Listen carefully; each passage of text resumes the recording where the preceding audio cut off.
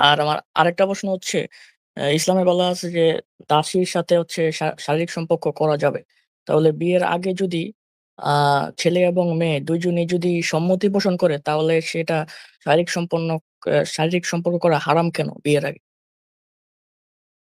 এইজন্য যেটা আপনার করতে হবে যে মনে করেন আপনি আপনার গার্লফ্রেন্ড যদি আ ইয়া হয়, আ কাফের হয়, হিন্দু বা বৌদ্ধ হয়, তাইলে আপনি কি করবেন? রাতের বেলা আল্লাহু আকবার বইলা জিহাদ করবেন তাদের বাসায় গিয়ে। এবং তাদের বাসায় গিয়ে সেই মেয়েটাকে গনিমতের মাল হিসেবে তুইলা আনবেন। তুইলা আনার পর সে তো আপনার দাসী হয়ে যাবে তখন। তখন আপনি তার সাথে ইসলামী শরীয়ত মেনেই তার সাথে যৌন সঙ্গম করতে পারবেন। মানে ইসলামিক কোন সমস্যা সেখানে থাকবে না আর। যদি আপনি তাকে গনিমতের মাল হিসেবে তুলে এনে তারপর করেন। আর যদি সে মুসলিম হয় তাহলে তো একটু প্রবলেম। মুসলিম হলে যেটা করতে হবে তাকে বলবেন যে আগে ইসলাম ত্যাগ করতে। যখনই সে ইসলাম ত্যাগ করবে তখনই সে মুরতাদ হয়ে যাবে। মুরতাদ হয়ে গেলে তখন আপনি তাকে তার বাসায় আক্রমণাত্মক জিহাদ পরিচালনা করবেন এবং তাকে গনিমতের মাল হিসেবে তুলে এনে তার সাথে যা করার করবেন।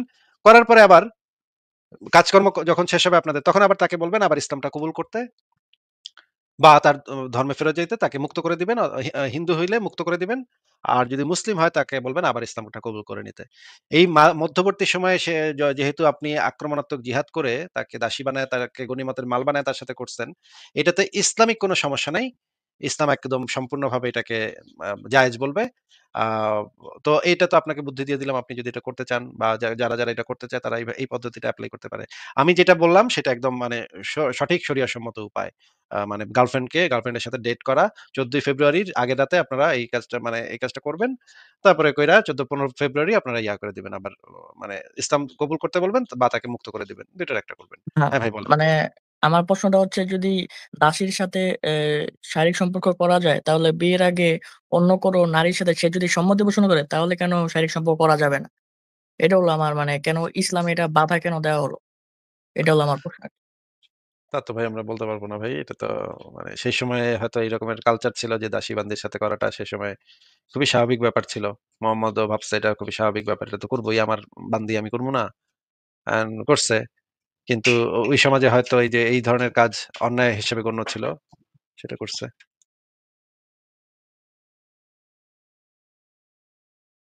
হ্যাঁ, জাওয়াদ ভাই বলেন। ঠিক আছে ভাই, আমার আরকি ২ টাই প্রশ্ন ছিল। ঠিক আছে তাহলে আপনাকে আজকে বিদায় জানাই। ভালো থাকেন। আ পরের জনকে যুক্ত করি। আ সুলে আ এই ফারাজ ভাই আপনি কি যুক্ত করে ফেলছেন? হ্যাঁ ভাই, যুক্ত করলাম। আচ্ছা। তাজি বলুন। আপনাকে যুক্ত করা হচ্ছে, আনমিউট করে বলুন। জি, আমার কয়েকটা প্রশ্ন আছে। আমি সেই প্রশ্নগুলো করব এবং চেষ্টা করবেন মূল থিমে থাকার এবং আ সংক্ষেপ বললে ভুল হবে। মানে মূল থিমে থেকে বুঝি একটু নাই ভাই। উত্তর দেওয়ার। বুঝি নাই। কি আমার চেষ্টা করতে হবে? আমার ভয়েস কি শোনা যাচ্ছে? এখন শোনা যাচ্ছে। আচ্ছা, ফারাজ ভাই, আমি গতকালকেও লাইভে আসছিলাম। আমি বলছিলাম যে টিভিটা একটু চেঞ্জ করে দেন কাইন্ডলি। না ভাইয়া। আমার কয়েকটা প্রশ্ন আছে ভাই। আমি আপনাদের করে টিভিটা চেঞ্জ করেন, আমি করে চলে যাব। কাইন্ডলি রিকোয়েস্ট আচ্ছা, করতেছি। মানে ভালো। হ্যাঁ, কাইন্ডলি রিকোয়েস্ট করেন এবং প্লিজ বলেন। প্লিজ বলতেছি। হ্যাঁ, পুরো লাইন বলেন। প্লিজ বলতেছি ফারাজ ভাই, আমি প্লিজ রিকোয়েস্ট করতেছি আপনাকে একটু টিভিটা চেঞ্জ করে দেন। মানে কোনো টিভি দেওয়ার দরকার নেই। আচ্ছা, সরি আমি আপনার রিকোয়েস্টটা রাখতে পারতেছি না। বলেন ভাই ভাইয়া। প্লিজ, আমি আপনাকে রিকোয়েস্ট করতেছি ভাই, প্লিজ। বললাম তো ভাই, রিকোয়েস্ট রাখতে পারতেছি না। বলেন। আচ্ছা ফারাজ ভাই কোনো কি ইয়ে আছে আরকি কোনো পূর্ব ইয়ে আছে? আমার ভাই প্লিজ, আমি হইলে রাখবো, নাইলে না রাখবো। এটা তো আমার ইচ্ছা ভাই। এটা এমন আছে, প্লিজ করে আমার মানতেই হবে। আচ্ছা না, থাক আপনি দেন না না ভাই। রাখলে তো আমার কিছু করার নাই। আমাকে না তো ফারাজ যেতেই ভাই হবে। দেন না। দেন। ফারাজ ভাই থাক দেন। প্লিজ বলছে তো দেন। আচ্ছা, ঠিক আছে। হ্যাঁ বলেন। তাজদি বলেন আপনি। ধন্যবাদ ভাই। আচ্ছা, আমার কয়েকটা প্রশ্ন আছে। আমি শুরু করতেছি। আমার ১ম প্রশ্ন হচ্ছে ইয়া নিয়ে, আপনার যে শক্তির যে একটা ইয়া আছে, যে শক্তির কোনো শেষ নেই। মানে শক্তির কোনো সৃষ্টি নেই, এটা তো আমরা জানি। থিওরি অফ পাওয়ার আরকি যেটা আছে। Conversation of theory of law. তো শক্তির তো কোনো শেষ নাই। শক্তির চেঞ্জ হয়, জাস্ট ট্রান্সফর্ম হয়। আমরা যেটা জানি। তো এটা খুবই কমন প্রশ্ন। তো ১ম শক্তিটা কোথা থেকে আসছিল? এটা হচ্ছে আমার একটা প্রশ্ন আরকি। ১ম কথা। তো ভাই এটার উত্তর যেটা দেন, শুরু তারপর আমি বা শেষ নাই সেটা ১ম কোত্থেকে আসছিল? এই কোয়েশ্চেনটাই তো একটা উদ্ভট কোয়েশ্চেন। না, না, যেমন ধরেন ১ম এরকম আপনি হয় না যদি যে উত্তর মেরুতে ট্রান্সফর্ম। গিয়ে বলেন, উত্তর মেরুর উত্তর কোন দিকে? এটা একটা উদ্ভট প্রশ্ন হবে না? হ্যাঁ, হ্যাঁ। একটু বলেন তাইলে তো ভাই উত্তর মেরুর উত্তরটা কোন দিকে? আচ্ছা, উত্তর মেরুর উত্তরটা এটা হচ্ছে মানে এরকম কোশ্চেন করলে আমি আসলে উত্তর দিতে পারবো না। কারণ না, না, এসব এটাই এইজন্যই তো আপনাকে জিজ্ঞেস করছি যে উত্তর মেরুতে আপনি গিয়ে পৌঁছাইছেন একদম সেই সেন্টার পয়েন্টে পৌঁছাইছেন যেটা হচ্ছে উত্তর মেরুর একদম সেন্টার পয়েন্ট, যেখানে যেই জায়গাটা হচ্ছে একদম আমরা উত্তর মেরু হিসেবে ট্রিট করি। ওই পয়েন্টে পৌঁছানোর পরে আপনি যদি বলেন এর উত্তর দিকে কোন দিকে যাব, এখন উত্তর কোন দিকে ভাই, ভাই উত্তর কোন দিকে, মানে এটা তো একটা ইনভ্যালিড কোশ্চেন। এই কোশ্চেনটা তো আপনি তো অলরেডি সেই উত্তর মেরুতে পৌঁছায় গেছেন, এর আর উত্তর নাই।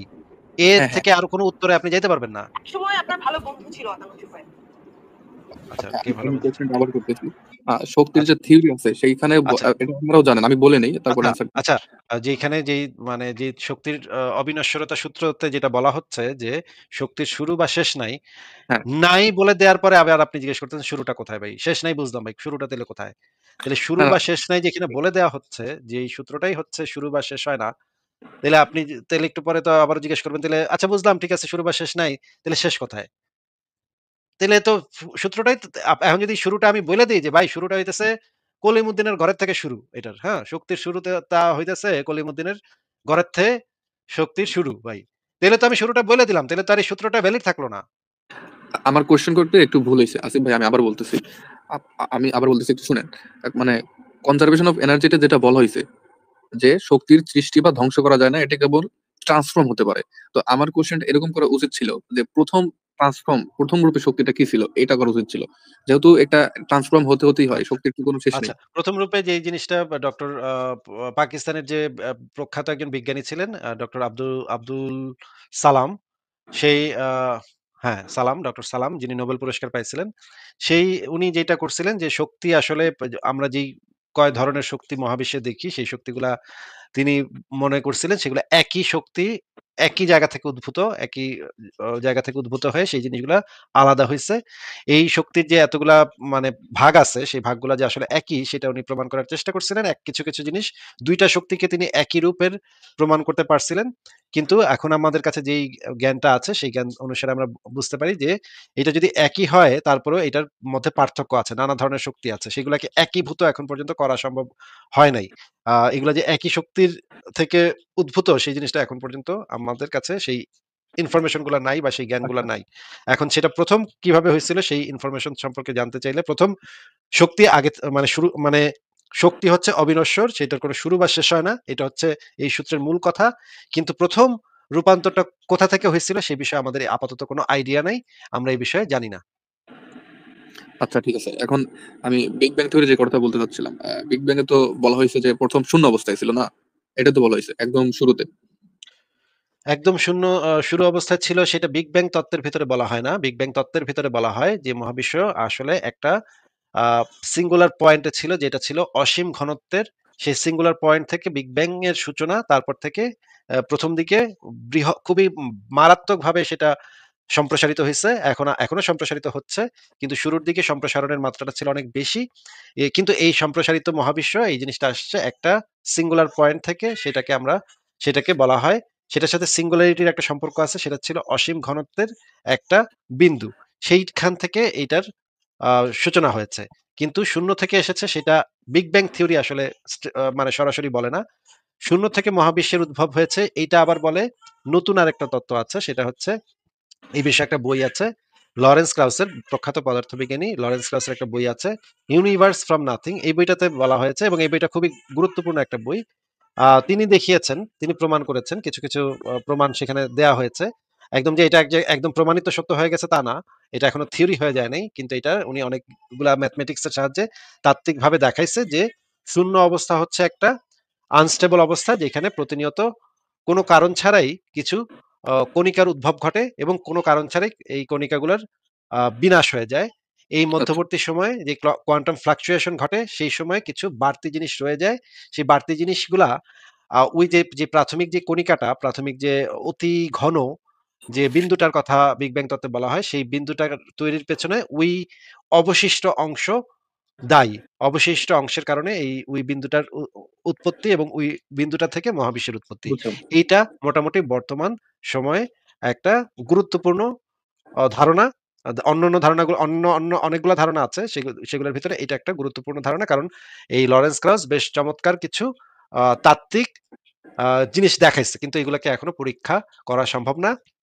কারণ বিগ ব্যাং এর আগে কি ছিল সেই জিনিসটা সম্পর্কে আমাদের কাছে কোনো আইডিয়া নাই, আমাদের কাছে কোনো জ্ঞান নাই এবং কোনো কিছু জানাও আপাতত আমাদের পক্ষে সম্ভব হচ্ছে না। এই কারণে এই জিনিসটাকে এটা তাত্ত্বিকভাবে সঠিক বলে মনে হলেও এটা যে আমরা পরীক্ষা করে দেখব বা একটা ছোট মহাবিশ্ব এখান থেকে তৈরি করে দেখব, এরকমের কোনো অপশন আমাদের কাছে নাই।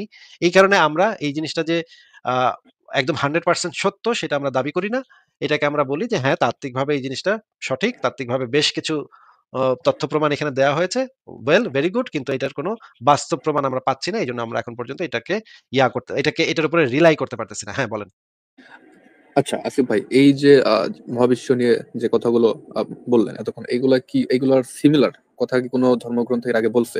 যেমন আমি তো মুসলিম, তো ধর্মগ্রন্থ যদি বলেও থাকে তাহলে তারা ব্যাখ্যা ছাড়া বলছে। মনে করেন একটা জিনিস, বিজ্ঞানটা হচ্ছে সেই ব্যাখ্যাটা। বিজ্ঞান হচ্ছে কি? বিজ্ঞান হচ্ছে ব্যাখ্যা। কোনো একটা প্রাকৃতিক ঘটনা কেন ঘটছে। আসিফ ভাই, আমি মনে করি এই যে যদি বলেও থাকে, হ্যাঁ, এই বইলা মানে অলরেডি মনে করেন কোরআনে সায়েন্স আছে, এইটা বইলা যারা মনে করেন আম, নিজেদেরকে একটা মাস্টার টাইপের একটা ফিলিংস দিয়া দেয়, হ্যাঁ, ওইগুলাদের আরো বেশি পুশ না করে আগে বলে দেন যে ভাই কোনো ধর্মগ্রন্থ এইসব জিনিস বলা নেই, তা তার কাছেও যায়নি। বাট ইনফ্যাক্ট যদি হ্যাঁ, অবশ্যই সত্য জি কথা। জি ফারাজ ভাই সত্য কথা বলছেন। কোন ধর্মগ্রন্থে এরকম কোন কিছু বলা নাই। ইনফ্যাক্ট কিন্তু অনেক ধর্মগ্রন্থে বলা আছে যে একটা ব্যাঙে পাত দিছিল সেখান থেকে মহাবিশ্বের উৎপত্তি করছে। জেনুইনলি এটা আছে। হ্যাঁ? কিছু ধর্মগ্রন্থে এরকমেরও আছে। ব্যাঙে পাত দেওয়া থেকে মহাবিশ্বের উৎপত্তি এটাও আছে। মানে উদ্ভট অনেকগুলা লাখ ধর্ম যেহেতু আছে, লাখ চিন্তা ভাবনা মানুষ করছে। কোটি প্রাচীনকালের কোটি মানুষ নিশ্চয়ই এগুলা নিয়ে চিন্তা ভাবনা করছে এবং নিজ পাশা থেকে নিশ্চয়ই একেকটা গল্প কাহিনী তারা বাইর করছে ওইখান থেকে। হ্যাঁ? অ্যান্ড ওইগুলার ভিতরে তর্কের খাতিরে যদি ধরে নেই, ওইগুলোর ভিতর কোনটার সাথে বিগ ব্যাং তত্ত্বের কোনো মিল নাই। তর্কের খাতিরে যদি ধরেও নেই যে কোনটার সাথে কোনটার মিল আছে, তারপরেও সেটা কোনো বৈজ্ঞানিক কথা না।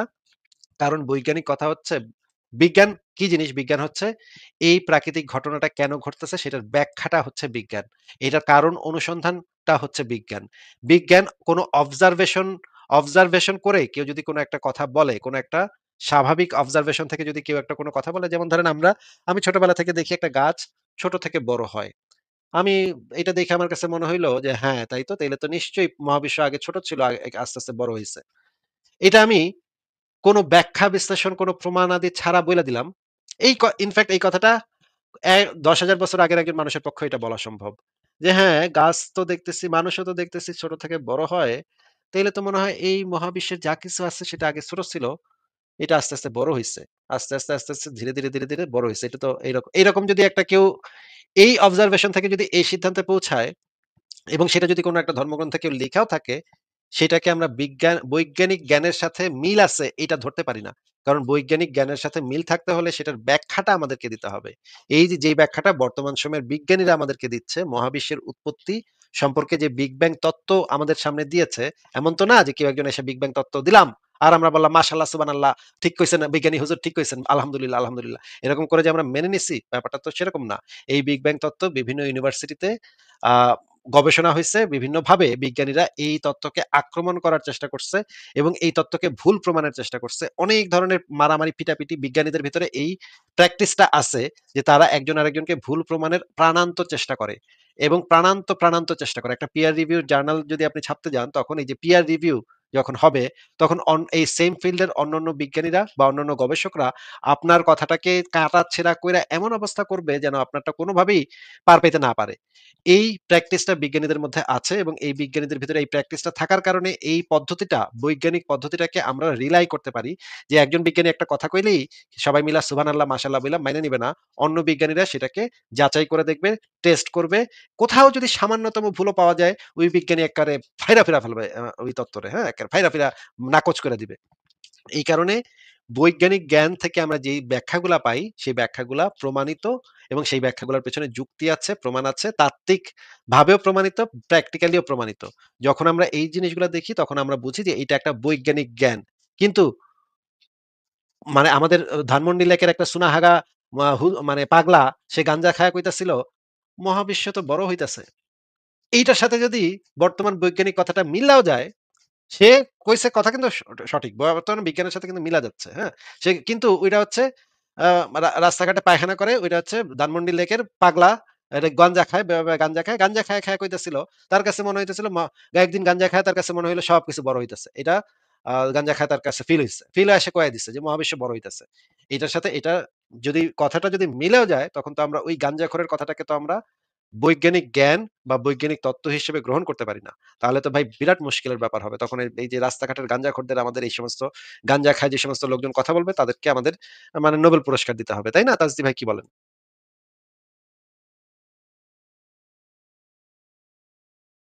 তাজদি ভাই আনমিউট করে বলেন। না, তাজদি ভাইয়ের তো কোনো সাড়া শব্দ পাচ্ছি না। তাজদি ভাই আপনি মিউট করে রাখছেন। আপনি আনমিউট করে কথা বলেন।